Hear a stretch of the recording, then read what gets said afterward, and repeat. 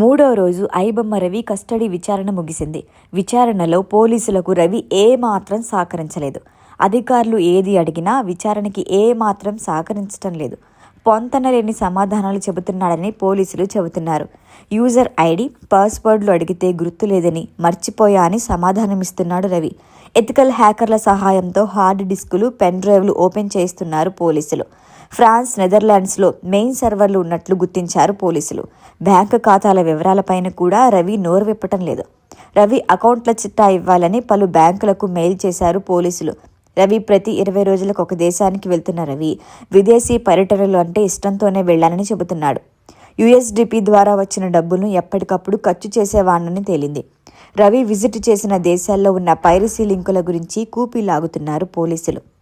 అయితే పోలీసుల విచారణలో 21,000కి పైగా సినిమాలు రవి పైరసీ చేసినట్లుగా తేలింది. 3 దేశాల్లో సర్వర్లు ఏర్పాటు చేసి సినిమాలను పైరసీ చేసినట్లు ఒప్పుకున్నానని పోలీసులు తెలిపారు. రవి కేసు ఇప్పటికే సిసిఎస్ పోలీసులు విచారణ జరుపుతున్న సంగతి తెలిసిందే. ఈ కేసులో ఇవాళ సిఐడి ఎంట్రీ ఇచ్చింది. బెట్టింగ్ యాప్స్ ప్రమోషన్ కేసుల విచారణ జరుగుతున్న సిఐడి రవి విషయంలోనూ ఆ కోణంలోనే దర్యాప్తు చేస్తోంది.